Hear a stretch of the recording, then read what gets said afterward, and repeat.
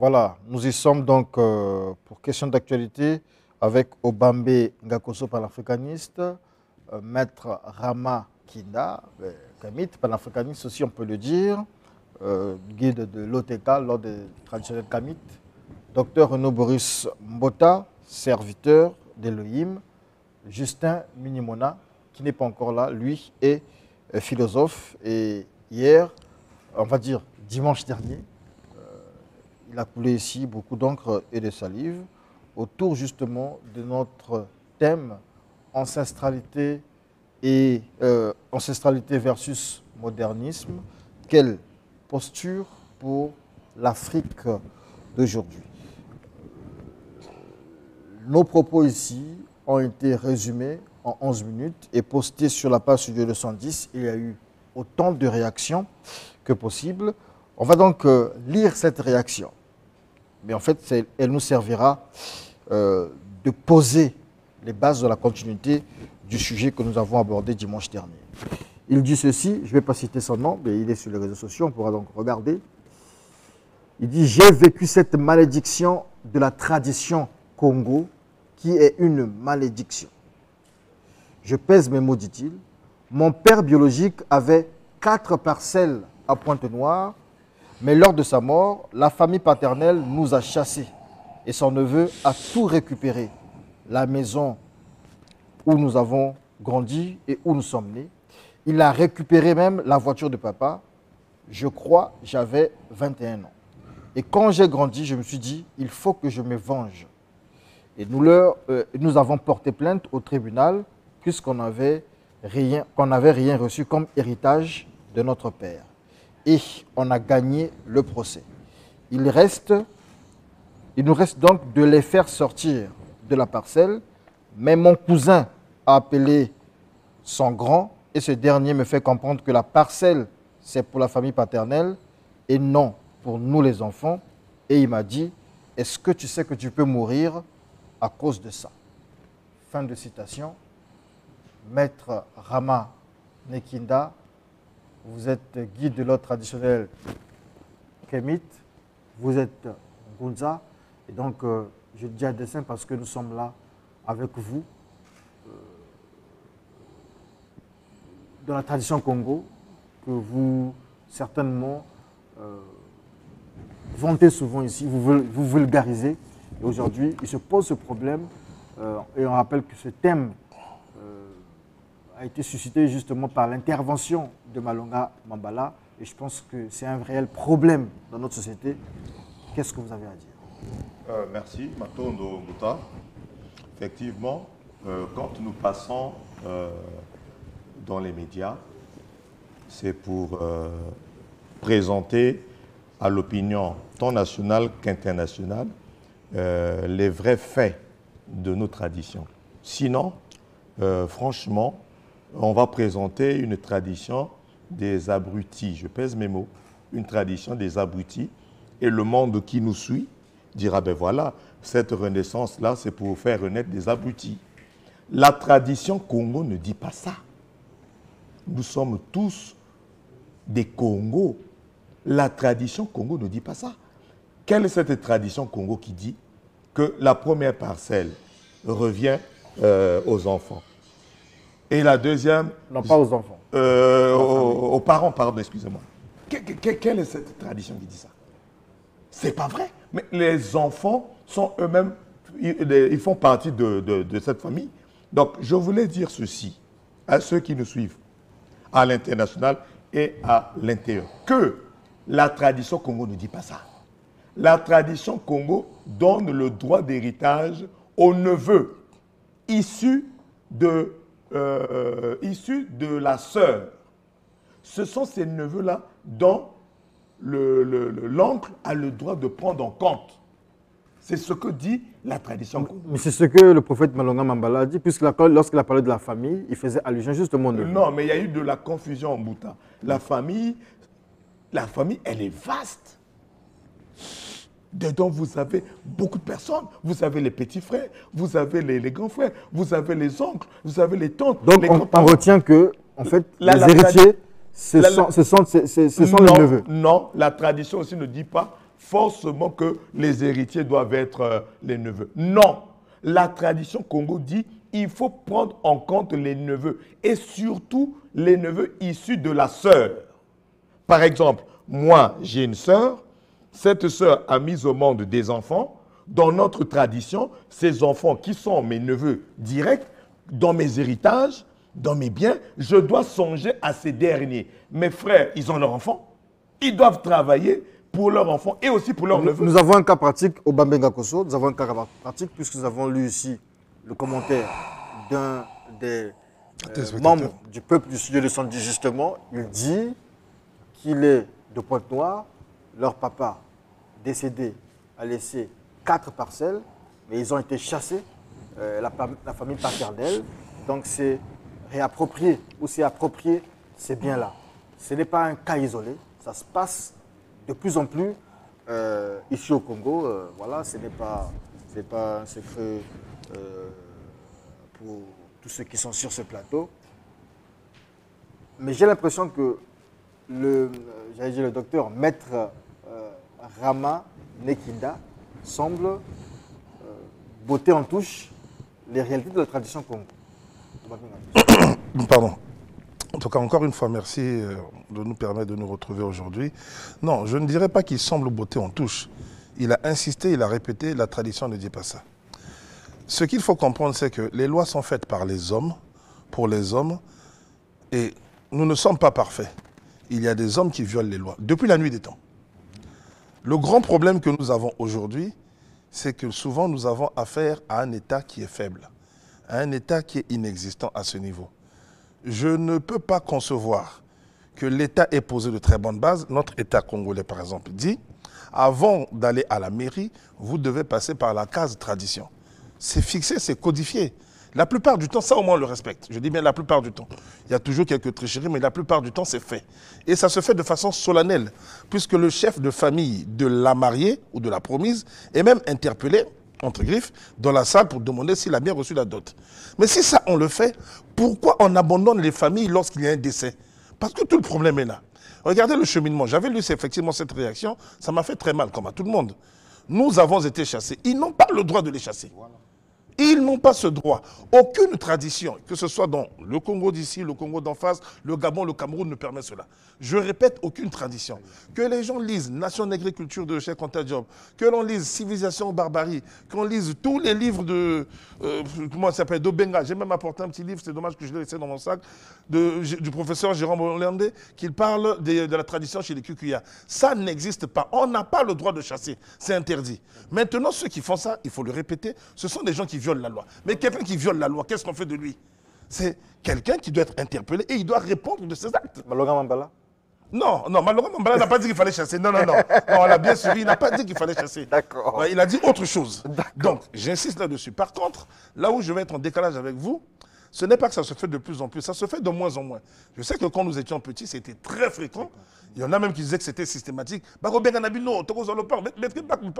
Ça se fait de moins en moins. Il y a de plus en plus des familles où il y a des gens sérieux qui disent dès le départ, ce frère, il souffre, quand il s'en ira, désolé, sa femme va rester, ses enfants vont rester.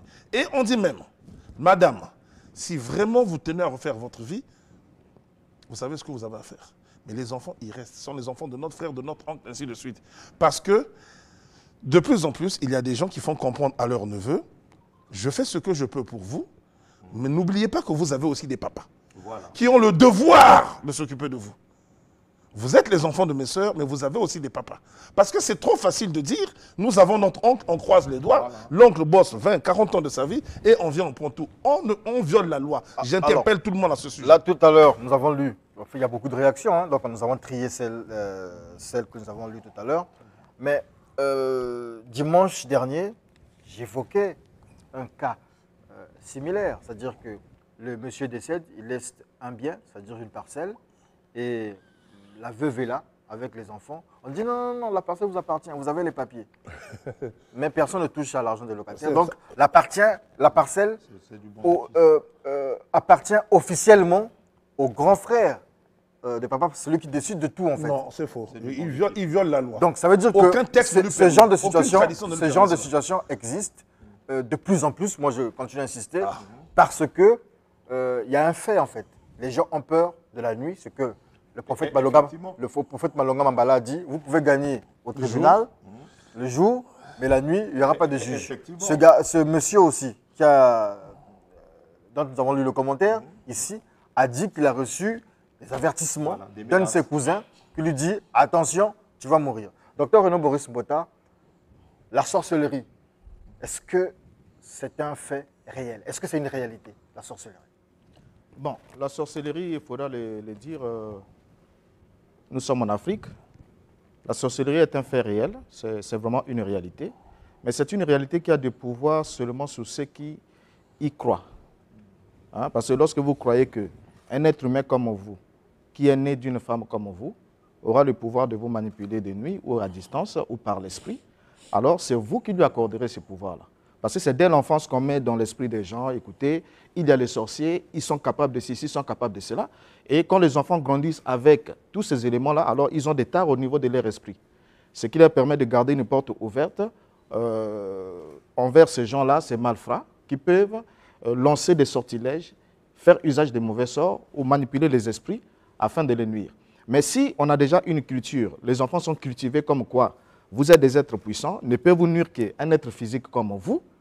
Et un esprit n'a pas de force, parce que généralement, un esprit n'est pas plus fort qu'un être humain qui est matériellement ou physique tel que nous sommes. Nous sommes plus forts que les esprits. Vous voyez? Alors, déjà, lorsqu'on a déjà cette conception-là, le sorcier n'a plus de pouvoir. Et du coup, lorsque le sorcier n'a plus de pouvoir, dans les cas que nous avons évoqués ici, au niveau de l'héritage, parce que ce qui fait que certains abandonnent ces combats-là, parce que c'est d'abord une bataille noble. Un homme qui travaille, qui a acquis certains biens, et une fois qu'il s'en va, ça dépend des sociétés, hein, parce qu'ici, quand nous parlons, on ne doit pas oublier qu'on parle de l'Afrique. On ne parle pas simplement du Congo. Mais quand on parle de l'Afrique entière, on voit que les traditions diffèrent. Parce que vous avez des sociétés qui étaient patrilinéaires, et il y a des sociétés qui sont matrilinéaires.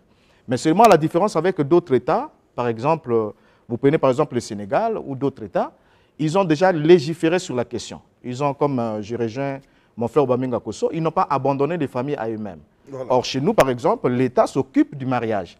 L'État vous met ensemble en couple. Mais l'État, bien qu'ils ont établi certains textes sur les droits d'héritage et tout, mais ils ne suivent pas le problème au fond. Voilà. Parce que le problème des ménages commence au niveau des familles.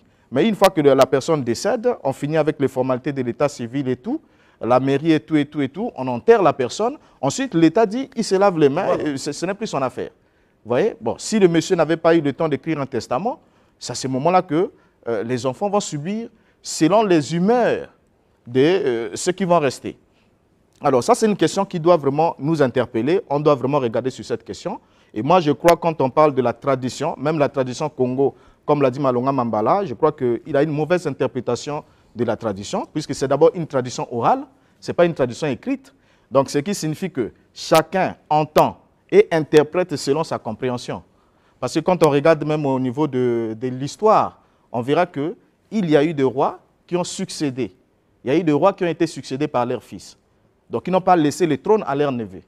Or, selon lui, lorsque vous mourrez, le pouvoir ou le trône doit être remis aux neveux. Mais il y a eu dans certaines dynasties, dans le royaume au Congo, où au moins durant 11 générations, ils se sont succédés de père au fils. Donc ça, c'est un principe qu'on ne doit pas bouter des pieds dehors. Alors, sur cette question, je crois qu'il est très important qu'on comprenne cette notion-là, que lorsqu'un homme travaille, il travaille d'abord pour lui, et les enfants font partie de ce travail-là, parce qu'on ne prendra pas la société urbaine, par exemple, si on prend la société rurale, c'est un homme qui va couper un champ, et lorsqu'il va au champ, il emmène sa femme, il emmène ses enfants, ils vont travailler ensemble, les petits sont en train de désherber, ils font un petit travail, et à la fin, lorsque cet homme acquiert des biens, il vend, il achète des biens immobiliers, et voilà, une fois qu'il s'en va, c'est des gens qui viennent de nulle part, qui viennent, non, moi je suis le neveu, c'est moi, non, non, ça c'est le banditisme. Je reviens quand même, encore sur la question sorcellerie, cas pratique encore,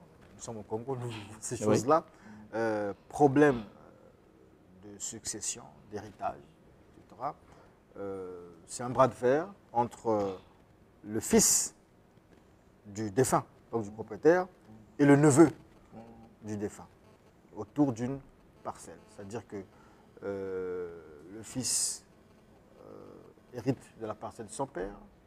Le neveu, il vient, il dit non, ben, ici la maison, la concession elle est grande et tout ça, bon, on va casser la maison que papa a laissée, on construit une maison dans laquelle on sera. Donc ça se construit comme ça, et jusqu'à ce que le neveu, à un moment, se dit qu'il peut intégrer maintenant cette maison-là. Quand il arrive, et c'est la guerre, le fils dit qu'il ne sortira pas de cette maison, ou à la limite, qu'il peut construire aussi à côté. Le neveu dit que ce n'est pas possible. Or, c'est la parcelle En fait, le fils hérite de la parcelle de son père. Oui. Et finalement, il y a mort d'homme. Mort d'homme, ce n'est pas qu'il y a eu assassinat.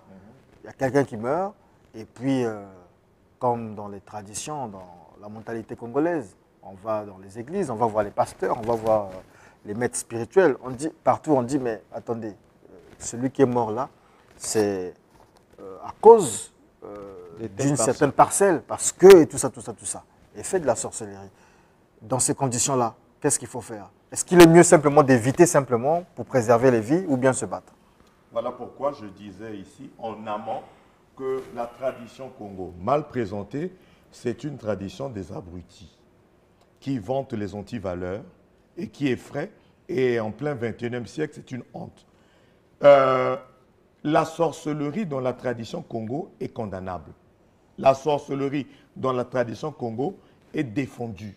Ce n'est pas quelque chose de bien. Elle a été combattue par nos ancêtres. Et donc, voici ce que la tradition Congo dit en clair.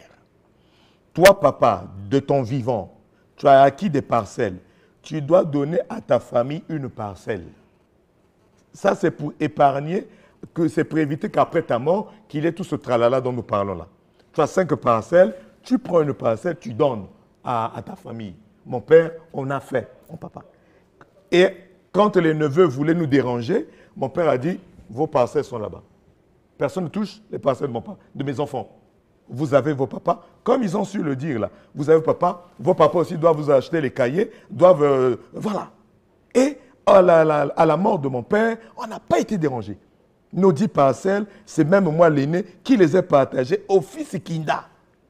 Les neveux étaient rassasiés, contents avec toute la famille. Donc, c'est ce que dit en clair la tradition Congo. La famille, on ne l'abandonne pas, mais il faut la servir. Lorsqu'il n'y a qu'une seule parcelle. Lorsqu'il n'y a qu'une seule parcelle. Maintenant, lorsqu'il y a une seule parcelle, ben, papa est obligé de la diviser en deux, une partie pour ses enfants, une pour sa famille, parce que même la loi dit que les parents ont 20%. Oui, 20% des biens. Ben voilà. Un monsieur responsable qui ne veut pas que ses enfants souffrent, ben il prend ses dispositions. Tu divises la parcelle, ça c'est pour ma famille. Partagez le même point de vue. C'est pour ma famille, mais non. Je n'ai pas fini, pardon. Maintenant, pour revenir pour la sorcellerie, excusez-moi. Pour revenir sur la sorcellerie, il ne faut pas ici vanter les sorciers. Pour dire que si ceci, tu vas mourir. Ah, non, non, non, non, non, non. La tradition Congo ne dit pas ça. Les sorciers qui sont des paresseux, qui ne foutent rien, comme on dit mes amis ici, qui ne comptent que sur les biens de l'oncle et tout, c'est à bannir. Ils doivent se battre. Ce n'est pas parce qu'on est neveu, mais moi, mon oncle qui me disait que toi, mon neveu chéri là, mon oncle direct, il dit, les biens là, c'est pour vous. Mais nous, notre papa nous avait dit, laissez les biens de votre oncle tranquille. Mes cousines sont à la Brazzaville. Et j'ai toujours dit à mes cousines, direct, ce sont vos biens à vous. Hein? Ce sont vos biens à vous. Pourtant, l'oncle avait dit que ça là, c'est pour vous, mes neveux, les fils de ma sœur. Voyez-vous? Nous devons être civilisés dans notre tradition. Parce que les traditions évoluent. Très bien. Elles évoluent, elles se marient avec les réalités des temps. On ne peut pas rester statique. Ça, ce n'est plus de la tradition, c'est de l'archaïsme. C'est comme ceux qui se promènent pieds nus, ils sont sales et ils vont se cacher derrière la tradition. Tu vas pratiquer la sorcellerie, tu es paresseux, tu ne veux rien faire pour attendre la mort de l'oncle. Et ça qui doki. Et ça, tradition. Bon, mais sur la question, par exemple, de la sorcellerie, déjà, il faudra qu'on comprenne que... bon, avant qu'on arrive sur la sorcellerie, oui. On a évoqué une question là. S'il y a une seule parcelle, voilà, avec maison, etc. Qu'est-ce que le maître Rama, pour lui, en fait, il faut s'arranger à faire trouver aussi satisfaction à la famille dans cette parcelle-là. Sinon, selon lui, il dit, le chef de famille, en fait, le papa, doit se battre à laisser et pour les enfants et pour la famille pour éviter les problèmes. Bon, je crois que c'est l'une des choses connaissant la famille, parce que c'est quelqu'un d'abord qui a vécu dans une famille, qui connaît la mentalité de la famille, qui sait ce qu'on a fait à ceux qui sont partis avant, parce que ça nous enseigne. Parce que vous êtes là dans une famille, vous voyez comment on a résolu le problème de l'autre qui est parti, et vous savez que quand je m'en irai, ce sera pratiquement le même schéma. Donc vous avez déjà une idée, vous voyez? Alors, si vous avez déjà une idée que la famille va chercher à s'immiscer dans l'unique parcelle que j'ai laissée, vous devez préparer votre départ.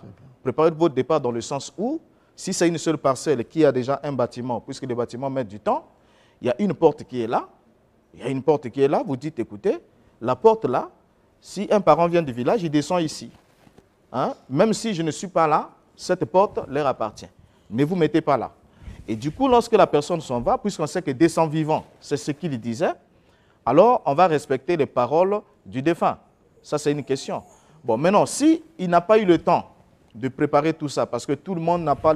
on parle ici des parcelles, mais il y en a qui s'en vont, il était locataire. Il s'en va, il est locataire toute sa vie. Vous voyez, il n'a pas eu cette grâce-là de s'acheter une parcelle. Maintenant, qu'est-ce qu'on doit faire de cette famille? C'est aussi des cas à voir. Parce qu'il a laissé une femme, il a laissé des enfants, il était locataire. Une fois qu'il a fini, c'est fini, la famille est renvoyée. Bon, maintenant, en ce moment-là, qu'est-ce qu'on fera de cette famille? Donc, je crois que ce sont des dispositions aussi que l'État doit prendre en compte. Exactement. Doit prendre en compte et de comprendre que voilà, il y a une vie qui est là. Parce que si ces gens-là sont abandonnés à eux-mêmes, on fabrique aussi les prochains délinquants. Parce que parmi les Koulouna, tout ça là, c'est des gens aussi qui sont abandonnés par la société et autres. Vous voyez un peu? Alors, sur la notion de la sorcellerie, c'est comme a dit mon frère Maître Ramak Nda, la sorcellerie, il faudra d'abord qu'on arrive à comprendre, à se dépasser, à comprendre qu'on ne meurt qu'un jour. Au fait, la mort fait partie de la vie. Très bien. On ne meurt qu'un jour et on ne meurt que d'une cause. Donc, on n'a pas besoin d'un sorcier, qu'il y ait sorcier ou pas. On va mourir un jour. Parce qu'en Europe, là, dans tous les continents, les gens meurent. Ce ne sont pas les sorciers qui les tuent. Mais chez nous, la mentalité congolaise ou africaine, surtout congolaise, lorsque quelqu'un décède, on doit trouver un sorcier. Et les sorciers, quand vous les cherchez, quelle que soit la mort, vous allez en trouver. Même quelqu'un qui est mort à 120 ans, si vous cherchez un sorcier, vous trouverez quelqu'un, voilà, il avait tué parce qu'il y avait ceci, il y avait cela. Vous voyez un peu? Donc, on doit dépasser cette mentalité-là, comprendre que lorsque je suis dans le droit de revendiquer mes droits, je dois aller au fond, je dois affronter la réalité, je suis fils, je suis l'héritier. Toutes les sociétés, comme on l'a dit même dans notre République, vous allez par exemple au nord du pays, chez nous vers le nord, la société est patrilinéaire. Donc lorsque vous mourrez, c'est votre fils qui hérite de vos biens. Vous voyez? Donc ça n'a rien à voir avec le neveu. Maintenant le neveu, on s'occupe des neveux pendant qu'on est en vie. Les neveux comme les autres enfants, vous prenez des cas, je peux prendre un cas dans la Bible pour sur un cité. Lorsque vous prenez le cas par exemple d'Abraham, Abraham va avoir Isaac, va avoir Ismaël. Mais Ismaël n'étant pas né de la femme légitime, Abraham savait que l'héritier doit sortir de l'épouse légitime. Parce que l'épouse légitime, c'est celle on va que prendre cet appel. Bonjour. Connaît. Vous êtes en direct du studio 110. Je voulais savoir, là, bonjour, je suis en train de suivre l'émission. En tout cas, c'est un sujet très intéressant. Et j'avais une question à vous poser. Allez-y. Bon, j'aimerais savoir, dans ce cas-là, au cas où si je n'ai qu'une demi-parcelle, est-ce que nous allons partager le bien avec les parents ou bien si c'est seulement une demi-parcelle? Comment est-ce que la famille va faire?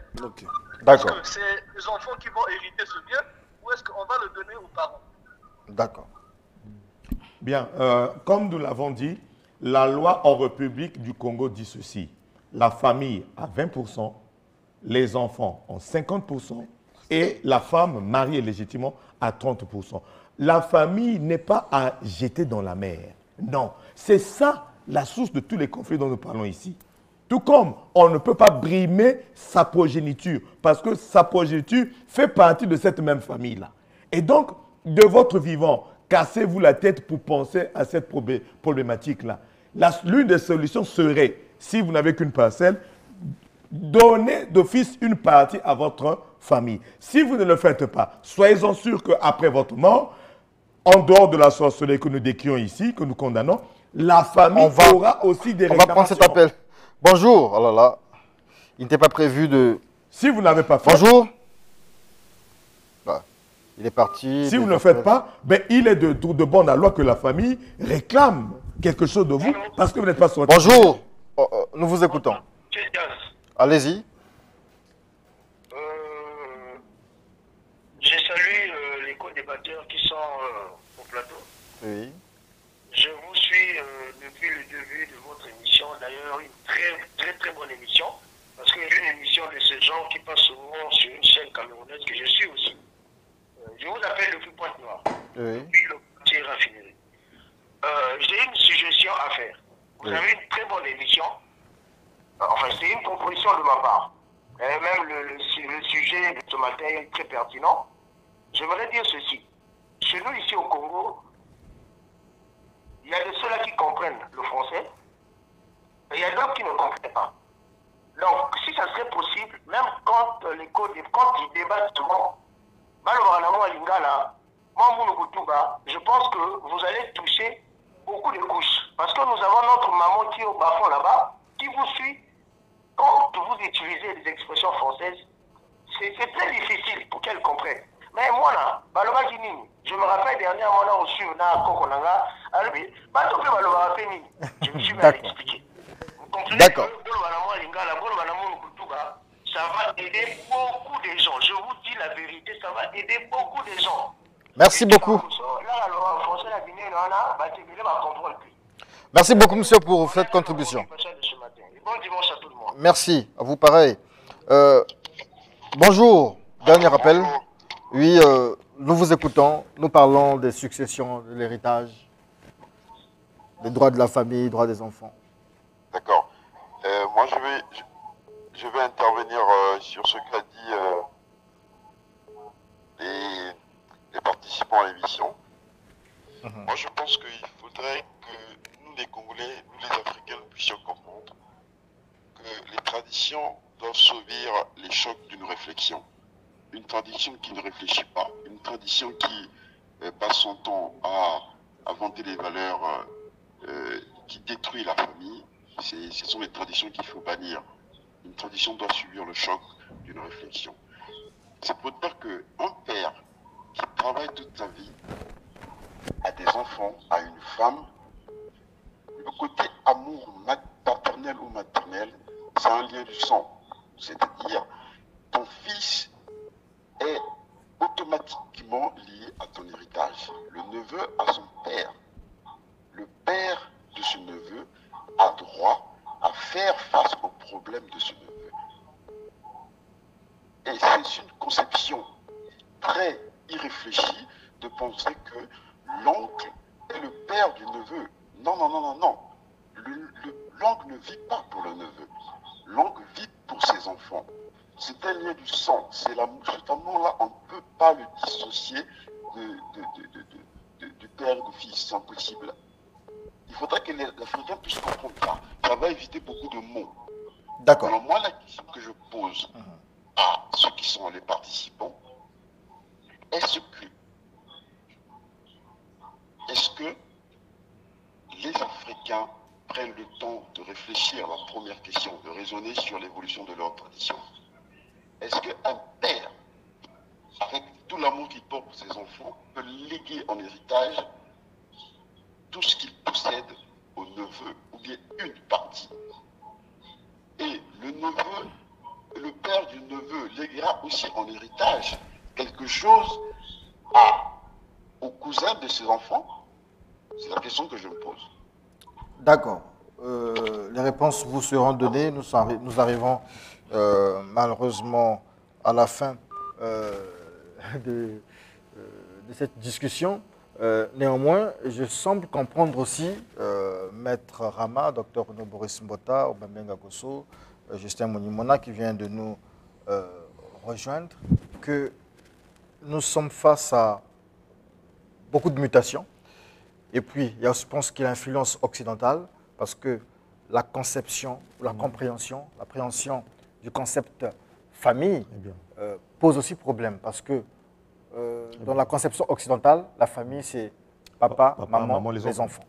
Dans la conception africaine, bantou, ou tout ce qu'on va dire simplement africaine, la famille est très élargie. Voilà. Mais au fur et à mesure que nous évoluons, Il y a des réformes. l'Afrique s'occidentalise en réalité. Et nous tombons justement, Obambenga Kosso a évoqué ici un fait, cette question-là a été évoquée dernièrement. Aujourd'hui, les gens se disent que nous vivions en famille à une certaine époque. Mais de plus en plus aujourd'hui, la famille se résume simplement à papa, maman, les enfants. Et qu'est-ce qu'il faut faire? Vous parlez dernièrement justement de revoir le code de la famille. Est-ce que c'est vraiment la solution ou qu'est-ce qu'il faudra faire? Le philosophe.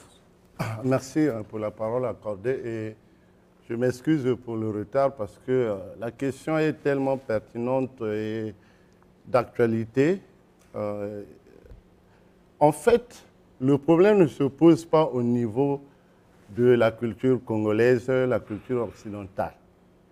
Nous avons un problème, c'est-à-dire quand on parle de la gestion de la famille, on est dans l'économie. On est dans l'économie. Les Grecs avaient déjà montré cela de cette manière. Donc quand nous parlons de la gestion de la famille, c'est l'économie et c'est cette science-là même qu'on a mené jusqu'à la gestion politique. Or, dans la gestion économique, nous n'avons que deux systèmes, le capitalisme et le communisme. La société africaine repose sur le communisme. La société occidentale, par l'influence de la Bible, comme l'avait dit la fois dernière le docteur Boris Mota, repose sur le capitalisme et l'héritage dans la Bible revient de droit à l'enfant. On ne parle même pas de la famille. Là-bas, Dieu, je le parle sur le témoin d'un homme de Dieu, Dieu dit ceci, quand un frère a perdu sa richesse, vous le récupérez chez vous et vous le traiterez non pas comme vous traitez les autres esclaves, mais vous devez le traiter avec égard. Ça veut dire quoi? Il vient chez vous à titre d'un esclave, mais vous le traitez avec égard, non pas comme vous traitez les autres esclaves. Or, chez nous les Africains, on ne peut pas agir comme ça devant son frère. Donc, le fait que le capitalisme prend de plus en plus d'ampleur chez nous, on néglige notre propre culture qui repose sur le communisme et qui rassemble tout. Dans le communisme, on n'exclut personne. Ceux qui pensent que non, quand on donne l'héritage au neveu, comment on appelle, le fils n'est plus considéré, c'est archi faux. C'est archi faux, je dis bien archi faux. Ça, c'est la culture occidentale. Même dans la culture occidentale, vous savez que l'individu a la liberté de céder sa richesse à qui il le veut. Très bien. Ça, c'est l'Occident. L'Occident, on peut même refuser l'héritage à son fils quand il s'est mal comporté. Le code de la famille, là, lisez-là normalement, il y a des critères pour octroyer l'héritage. Il y a des critères qu'il faut respecter. Et à peu près, on a copié le modèle occidental que nous avons amené chez nous. Qu'est-ce qu'il faut faire? Nous sommes à la fin. Mais il faut qu'on revienne réellement, qu'on regarde qu'est-ce qui est avantageux dans le nouveau et qu'est-ce qui ne l'est pas. Parce que je veux dire ceci, regardez, quand on donne aujourd'hui l'héritage aux enfants, c'est devenu l'objet de séparation entre les enfants. Voilà. Même les enfants nés d'un même père, d'une même mère, finissent par se séparer, devenir des ennemis à cause des richesses laissées par les parents. Or, vous et nous, tels que nous sommes là, nous sommes un peu adultes. Est-ce que nous l'avons constaté chez nos parents? Jamais. Non. Pourquoi? Parce que la richesse était laissée aux mains de toute la famille et gérée de manière communautaire. L'Africain est un être communautariste. Il n'est pas égoïste comme les Occidentaux. Et nous sommes malheureusement à la fin. Malheureusement, la télé, c'est le temps. Donc, je pense que nous lançons un appel pour ceux qui pourraient nous aider. Nous allons faire justement ce qu'on appelle ici arrêt âme grand public. Et je pense qu'on va le faire dans la rue. Alors, s'il y en a qui pourraient nous accompagner, nous allons organiser. Donc, on regardera sur nos réseaux sociaux. On va faire un plateau grand public. On verra s'il faut faire à l'Institut français ou à la Maison Russe ou dans un endroit à Elonda. Ben voilà. En fait, ceux qui peuvent nous accompagner, dans ce sens-là. On prendra peut-être 1 heure ou 1h30, comme nous avons fait dernièrement à Elonda. Et donc, nous continuerons avec ces débats. On associera là certainement un juriste pour regarder la question du code de la famille. On vous dit merci d'être passé dans Studio 210 pour cette question d'actualité. Docteur René Boris Mbota, Justin Minimona, Obambe Gakoso, Maître Rama Kinda. Studio 210 continue.